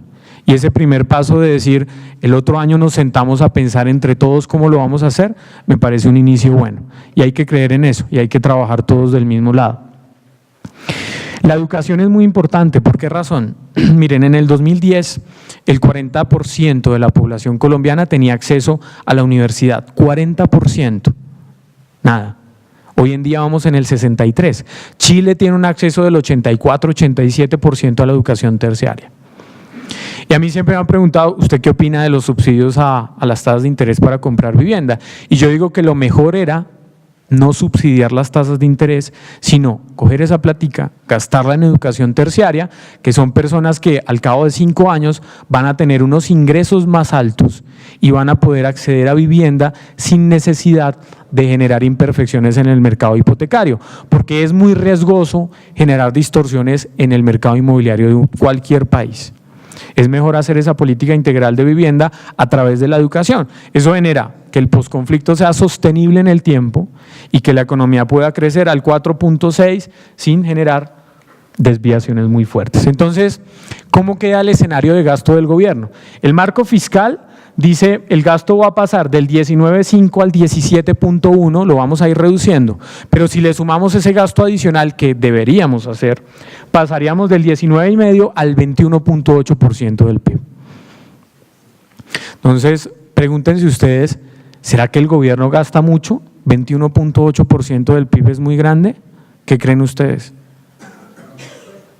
Aquí está la comparación de gasto del gobierno para Colombia, como está hoy en día, 19.5, como quedaría hacia el 2024, sumándole los gastos adicionales, 21.8%, y miren a nuestros amigos de Dinamarca, gastando el 59.4% del PIB. Suecia, que tiene una experiencia muy bonita, 52%, tienen salud gratis, educación gratis, están muy bien, gasta el 52% de su producción en compras del gobierno. ¿Cómo lo ven? Los puntos más importantes. ¿Yo qué les diría? Yo les diría, miren, lo que está pasando hoy en día es desaceleración, pero la economía colombiana está relativamente bien posicionada en el entorno internacional y tiene un motor de crecimiento que es la demanda interna. La confianza de los hogares está en un nivel alto y sostenible. ¿Qué puede afectar la confianza de las familias? El empleo, que el empleo se empieza a perder. Que ustedes que son empresarios tengan incertidumbre sobre la economía y esa incertidumbre se la transmitan a sus empleados o a sus colaboradores, eso genera desconfianza. La empresa está mal, nos va a ir mal, eso puede hacer que la confianza se caiga. Si la confianza se baja, pues pasa lo que les conté al principio con mi señora, que si hoy no quiero comprar nada, si no compran nada los colombianos, el consumo se cae, son 2/3 partes del PIB, la economía empieza a perder tracción. ¿Qué otra cosa puede generar pérdidas de confianza? Que no tengamos un final feliz en el proceso de paz, por ejemplo, o una reforma tributaria que afecte de nuevo los bolsillos de las personas naturales, como lo hizo el año pasado, que también genera un impacto negativo en la confianza. La tasa de cambio se va a ir devaluando, se va a depreciar, mucho más, producto no solamente del entorno local, sino del internacional de la política monetaria que vamos a ver. Las exportaciones se pueden recuperar. Yo creo que el gran tema va a ser cómo este país sigue pensando en la competitividad. Y si nos ponemos a pensar ese 1.8% del PIB en educación, ¿qué beneficio traería sobre la competitividad? Creo que sería más del 1.8% del PIB. Tendríamos mano de obra más calificada que nos ayudaría también a ser más competitivos. ¿Dónde está el potencial de Colombia? Piensen esto también de aquí al 2030, 2050, en las nuevas generaciones. El potencial está en el sector agroindustrial. Tenemos la tierra, tenemos mano de obra que se va a ir poniendo cada vez más calificada y podemos ser competitivos. Hay que ir caminando hacia allá. Muchas gracias. Doctores, los invito por favor a que pasemos para que oigamos las preguntas de nuestro foro. Y creo pues obviamente que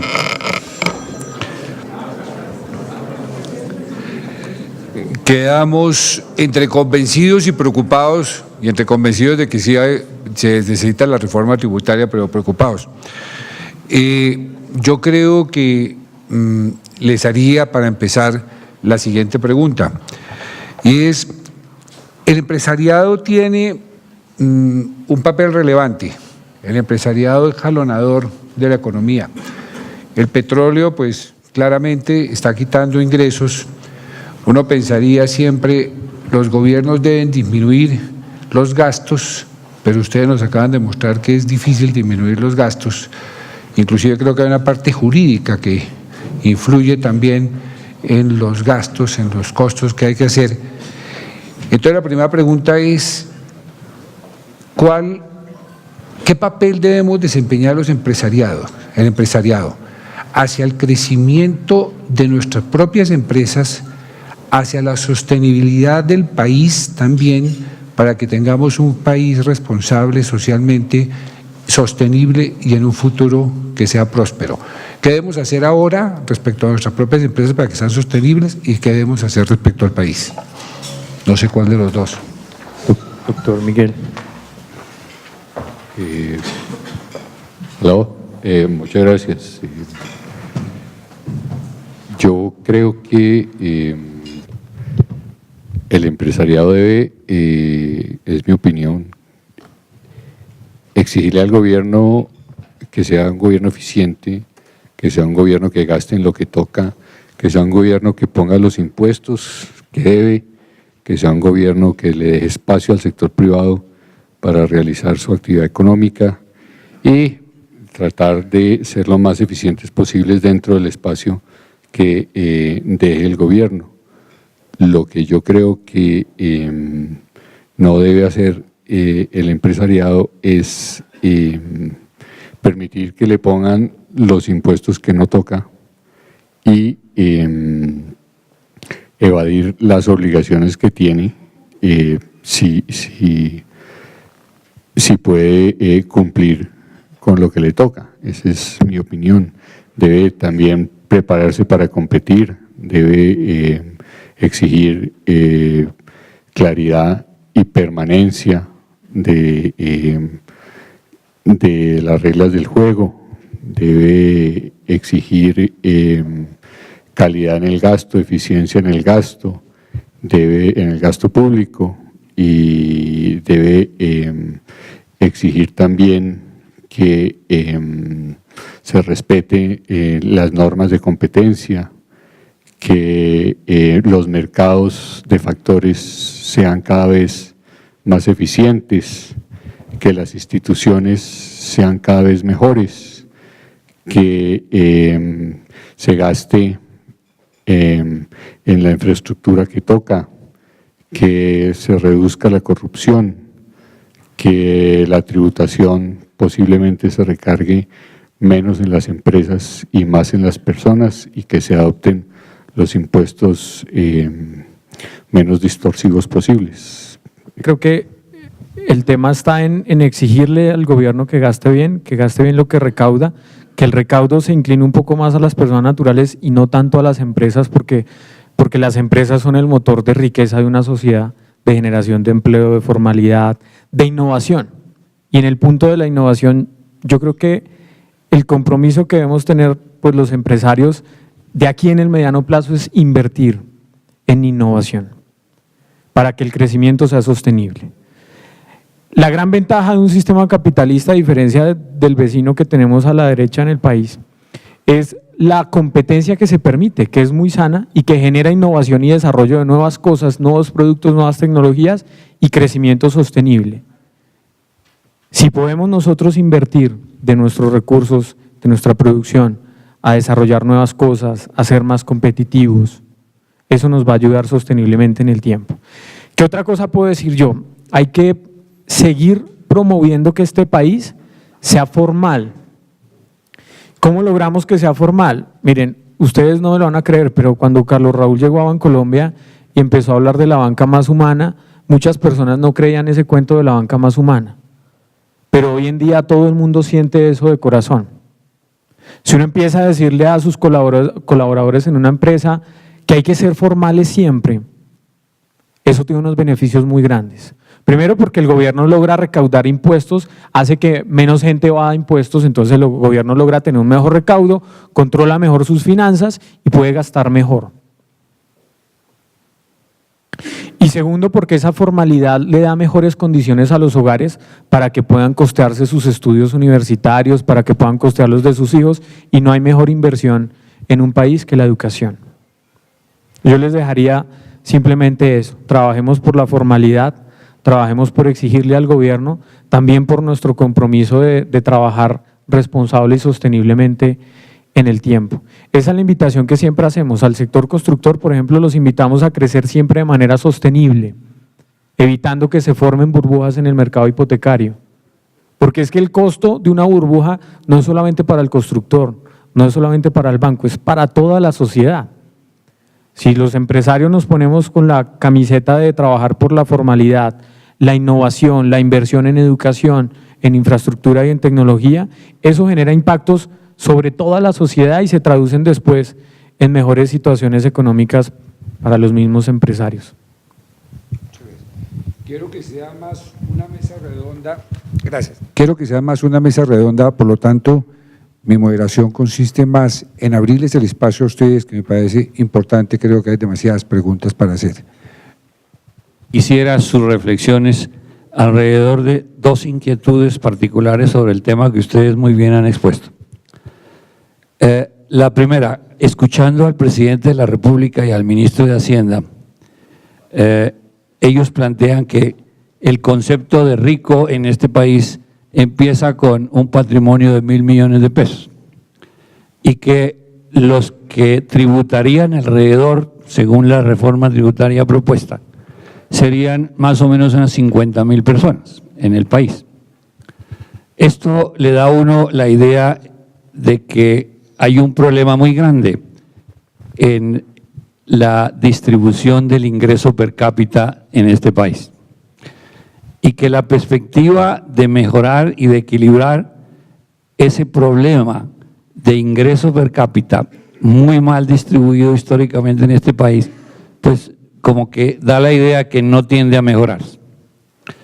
Por otra parte, económicamente el ministro plantea que nos ha ido muy bien, porque las cifras de empleo, las cifras de ingreso y demás son muy positivas. En los últimos 10 años hemos visto claramente que el ingreso per cápita de este país ha crecido 100%. Sin embargo, ustedes muy bien lo anotan, que el nivel de competitividad de este país todavía está en el mismo nivel que teníamos hace 10 años. Mi pregunta en concreto sería, ¿cómo ven ustedes las perspectivas para que esa desigualdad de ingreso per cápita en este país que nos golpea tanto desde el punto de vista de ingreso para el Estado se pueda mejorar con acciones inmediatas por parte del Estado y por parte del empresariado? Gracias. El problema grande que tiene la manera como se hace la política fiscal en Colombia es que no contribuye a mejorar la distribución del ingreso, no contribuye a hacerlo ni cuando recauda impuestos ni cuando hace el gasto.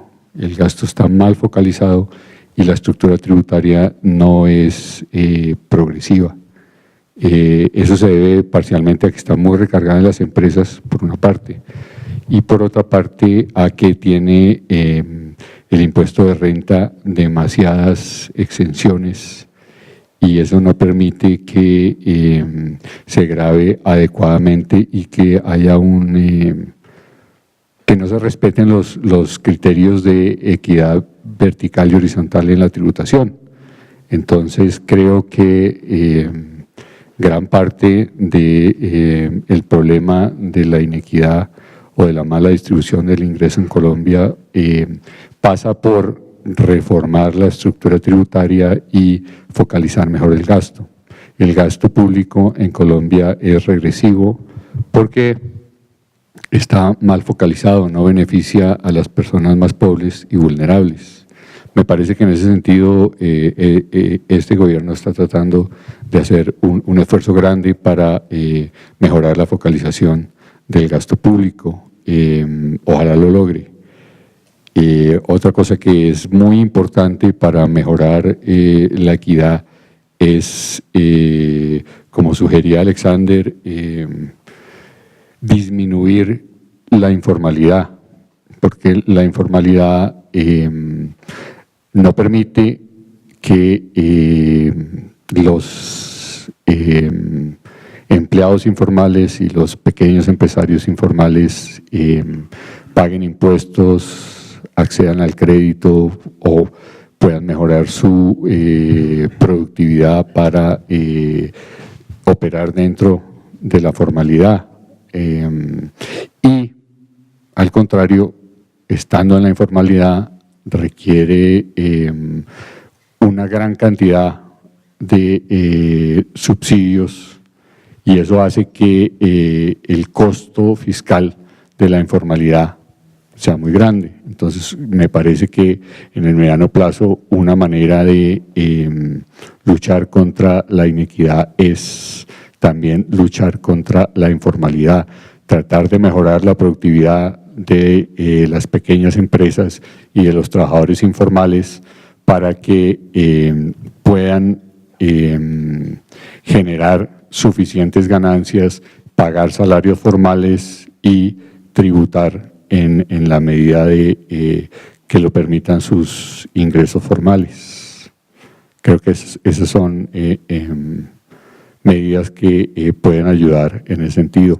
Otra cosa que es muy importante para mejorar la equidad es permitirle a la gente de un país que tenga un acceso en las condiciones de igualdad mejor posible a una educación de óptima calidad, porque la educación en el largo plazo es un canal de movilidad social y un canal de acumulación de capital humano para que la gente pueda devengar mejores salarios y de esa manera puede disminuirse la brecha que hay entre los salarios de la gente bien educada y la gente que no está bien educada. Muchas gracias. Para que haya oportunidad de disminuir, pienso que se necesita que haya productividad. Tiene que haber ingresos al país. El petróleo se está acabando. Dicen que hay reservas para 6 años, otros dicen que hay para 10, otros dicen que hay exploración. hay otros que dicen de los petroleros que en este momento hacer exploraciones con ese costo del petróleo no vale la pena. Entonces, hay que tener ingresos y tenemos que ser los empresarios colombianos productores de ingresos y tenemos que salir a competir al mundo. Con todos estos impuestos que nos están generando, somos competitivos ante el mundo, podemos vencer lo que pasa en el mundo entero en nuestra comercialización, podemos tener más ingresos, podemos reemplazar esa baja en los costos del petróleo para poder tener ingresos para generar esa igualdad. Bueno, esa es muy buena pregunta. Yo tiendo a pensar que lo que está pasando con el tema de los ingresos petroleros va a ser algo estructural. Miren, en 1976 el país tiene una bonanza cafetera, más del 90% de las exportaciones eran café y el café es un recurso renovable. Hoy en día el café no representa más del 6% de las exportaciones totales del país. Yo creo que si hoy apagáramos la luz y nos prendiéramos otra vez en 20 o 30 años, estaríamos diciendo lo mismo. Colombia alguna vez fue un país con una bonanza mineroenergética y alguna vez produjo petróleo casi a 1 millón de barriles por día. Hoy en día no, hoy en día estamos produciendo otra cosa, agroindustrial, Dios quiera.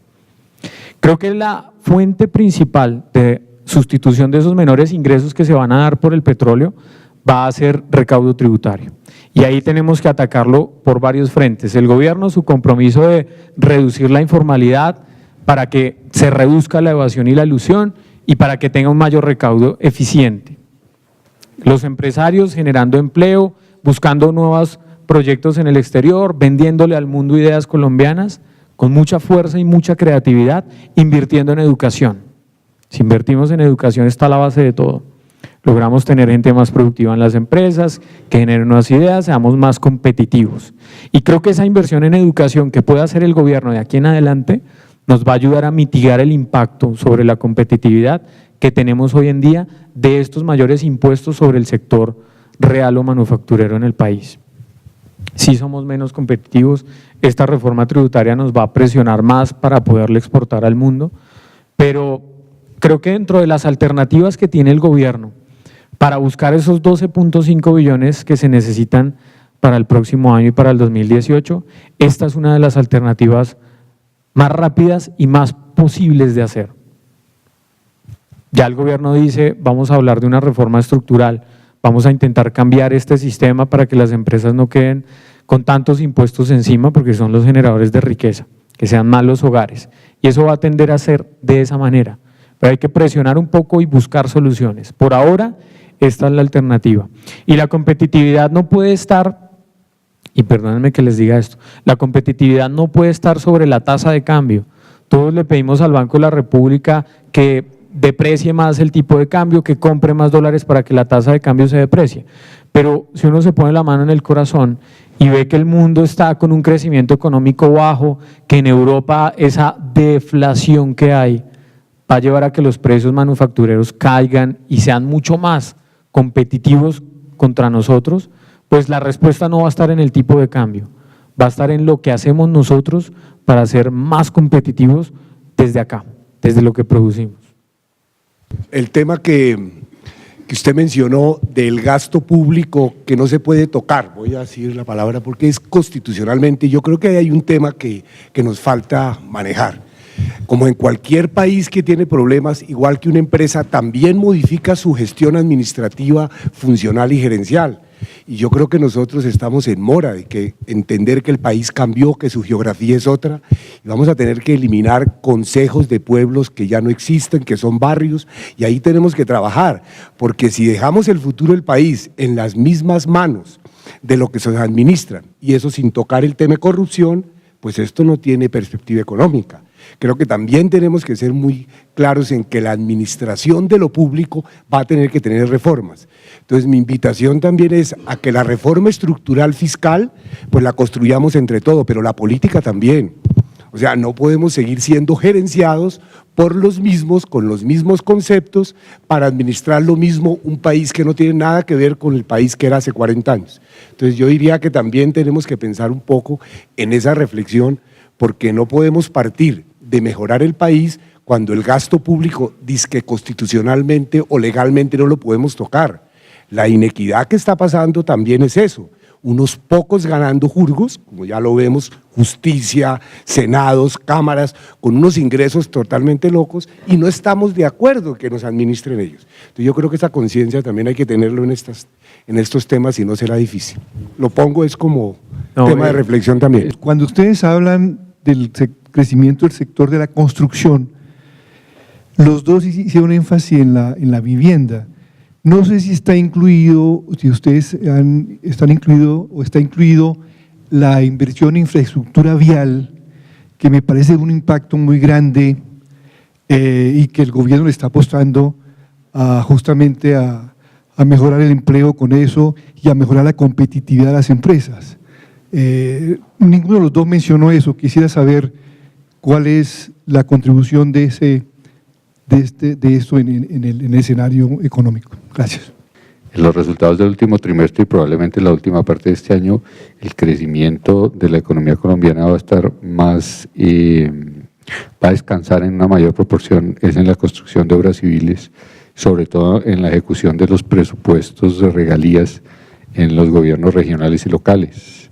Y seguramente en 2016 una parte muy importante del crecimiento y del empleo en Colombia se va a generar en la construcción de las carreteras de la cuarta generación de concesiones.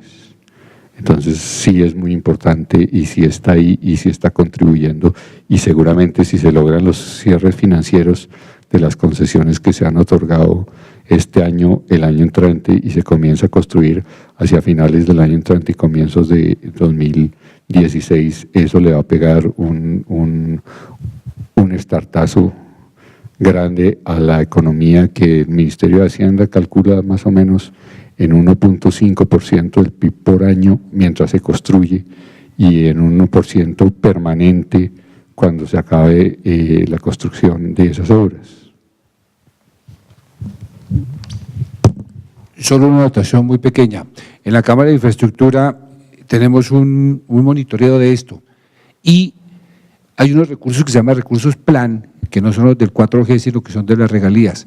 Esos recursos plan se los transfieren las gobernaciones y a los municipios, y hemos determinado que en casi la gran mayoría de todas esas licitaciones solamente se presenta uno oferente o a veces máximo dos oferentes. Eso quiere decir que son licitaciones direccionadas. Una anotación sobre la corrupción que ustedes mencionaron ahorita y el papel del empresariado en ir en contra de la corrupción. Es un tema que desafortunadamente cuando va a los municipios es distinto que el manejo del gobierno central. Mencionas que el estimado de la tasa de cambio para este año es de 2080, pero al mismo tiempo dices que va a haber una devaluación del peso. Solo para aclarar, en ese momento la tasa es 2.180 o algo así. ¿Tú esperarías entonces que la tasa de cambio en el último mes del año, este diciembre, caiga a 2.80, o tal vez fue por la fecha de la presentación del año? Me quedó esa duda. Estados Unidos, cuando estaba en recesión, devaluó su moneda, es decir, significativamente, a pesar de ser un país supuestamente productivo. Es decir, tú dices que no es problema de tasa de cambio, pero la realidad es que el peso llegó a estar a 3.000 pesos por dólar. Y pensar que Colombia va a aumentar la productividad significativamente, pues, y rápido, es muy difícil. ¿No ves más bien una posibilidad de que el peso se devalúe mucho más, porque en verano se ha devaluado mucho, para en verdad que las exportaciones sean más altas y las importaciones bajen? Sobre la primera pregunta, la proyección del tipo de cambio de 2080 la hicimos cuando iba como en 2050. Seguramente ahora va a terminar siendo más alto. Yo lo que siempre digo sobre la proyección de tasa de cambio es que es de las variables más difíciles de pronosticar el nivel, el valor, pero la tendencia es mucho más sencillo de hacerlo, y la tendencia va a ser depreciación. El otro año tenemos la proyección de 2.180 pesos por dólar. Creo que puede haber algo de corrección, Pues los anuncios de ayer no ayudaron mucho, pero el tema del petróleo que les decía a ustedes, preguntarse si esto es estructural o es de corto plazo. Hay fuerzas ahí encontradas de oferta, demanda, hay intereses políticos. La posición de la OPEP de ayer mostró que así tengan algo de pérdidas en este momento, lo que también quieren ellos es que el precio del petróleo se baje y sacar del mercado a las fuentes de energía sustitutas al petróleo, que eso puede hacer que los precios se corrijan de nuevo en el 2015 y veamos un petróleo más alto. Y sobre la competitividad, creo que la depreciación del tipo de cambio ayuda, pero si te pones a pensar, dentro de las importaciones, casi el 40%, sumando bienes de capital y materiales y materias primas para la industria, se pueden volver más caros. Entonces nosotros hicimos un ejercicio de qué le pasaba a toda la economía colombiana si el tipo de cambio se depreciaba en 1%, y encontramos que el efecto sobre el neto, sobre el Producto Interno Bruto era casi cero, era positivo pero casi cero. Y cuando empezamos a descomponer por qué pasaba eso, encontramos que se afectaban negativamente las importaciones, se afectaba negativamente el consumo de los hogares, la cartera de consumo, se afectaba al sector industrial también algún tiempo negativamente, luego su efecto era positivo pero casi después de un año de tener depreciación. Entonces por eso mi posición está un poquito inclinada hacia la competitividad, hay que buscarla independientemente de lo que pase con el tipo de cambio, pensar siempre en eso. Pero muchas gracias por la pregunta. Las autoridades y sobre todo los bancos centrales tienen el poder de afectar el tipo de cambio en el corto plazo, en un año, en menos de un año, pero en el mediano plazo el tipo de cambio resulta es de las condiciones estructurales de la economía, sobre todo de la inflación doméstica que está determinada por los costos domésticos. Entonces, si uno quiere lograr una depreciación del tipo de cambio en el mediano plazo, el tipo de cambio real, lo que tiene que hacer es tratar de bajar los costos. Por eso es que es tan importante para mejorar la competitividad de la producción nacional, pues bajar los costos, entonces bajar los costos salariales, bajar los costos de la energía, o por lo menos que no suban tanto como suben en los otros países. Construir las vías que bajen los costos de transporte, generar la energía a unos menores costos, todo eso permite que haya una devaluación real en el mediano plazo. Nosotros en Bogotá sentimos la presión de diferentes policías que están encima de nosotros todo el tiempo, la DIAN, la UGPP, el SENA, todos haciéndonos presión sobre si estamos pagando efectivamente lo que se debe pagar. Esa misma presión no existe en las regiones, esa misma presión no existe fuera de Bogotá. Y creo que es una inequidad para nosotros los empresarios bogotanos, que tenemos a toda la policía encima, pendientes de lo que estamos pagando, de lo que estamos haciendo con respecto al manejo de nuestros empleados, de cómo lo estamos entrenando, de si tienen las certificaciones de trabajo en altura y una cantidad de requisitos nuevos que no existen fuera de la ciudad. Nos hace a nosotros menos competitivos, a las empresas grandes bogotanas, nos hacen menos competitivos, y de alguna forma tenemos nosotros que decirle al gobierno que hay que pedirle equidad, ¿sí? Equidad para que trate a las regiones igual que nos trata a nosotros, porque nosotros estamos dejando de ser competitivos por cuenta de la cantidad de presión que tenemos, y estamos teniendo, yo personalmente acabo de subir la nómina del grupo de auditores, simplemente para poder responder a todos los requerimientos que me están llegando de las diferentes entidades. Es una presión muy grande que nos vuelve a nosotros poco competitivos, y simplemente sentimos que toda esa presión de impuestos está en cabeza de nosotros y no está en cabeza de la totalidad de los empresarios colombianos y no está en la totalidad de las regiones. Y es solamente irse a trabajar a las regiones y uno empieza a pedir un RUT en las regiones. Hay que ver el trabajo que es conseguir un RUT fuera de Bogotá. Hay una inequidad muy grande, y creo que es una reflexión que nosotros como empresarios debemos ver cómo el gobierno se vuelve más equitativo, que no seamos nosotros los únicos que estemos pagando todos los impuestos y que estemos poniendo al día a nuestros empleados, que estemos poniendo, parece que fuéramos solamente unos pocos los que tenemos que terminar pagando los impuestos de este país. La pregunta concreta, viendo toda la información que ustedes manejan y que creo que la tienen muy presente, es ¿qué periodos van a ser los periodos para los cuales nos tenemos que preparar como empresarios? ¿A partir de qué momento? Ya sabemos que estamos viendo apenas las consecuencias de todo lo que está pasando por estas variables externas e internas, el posconflicto. ¿Qué les dicen a ustedes esa información? Sabiendo que es algo pues, que cada uno tiene que analizar posteriormente, pero ¿qué dice hoy la información? ¿En qué momento nosotros tenemos que empezar a preparar esa estrategia para que las empresas puedan afrontar esos momentos que sabemos que van a llegar? La bandera siempre ha sido por los siglos de los siglos realmente el anhelo de la humanidad y lo que puede realmente convertirnos en seres humanos integrales. Pero yo me pregunto, por ejemplo, en Colombia y en nuestra Latinoamérica, ¿Por qué no pensamos en una educación ligada a la cultura? Decía el periódico que el 70% de los latinoamericanos nunca ha asistido a una conferencia, a un concierto, y pues, la dejación que hacemos de los centros históricos, de las calles, de cosas mínimas, el Ministerio de la Cultura es cenicienta. Entonces, sobre una educación de personas ya educadas en primaria y en bachillerato, como nosotros mismos, que somos muy ineducados y que podríamos contagiar unas maneras de ser y una cultura diferente, ¿por qué no pensamos también en la educación, integrar la cultura de cierta clase media y cierta clase alta que es muy ineducada en el arte y en otras cosas? Yo quisiera comenzar por la de qué se viene para un hombre de negocios que opera en Colombia.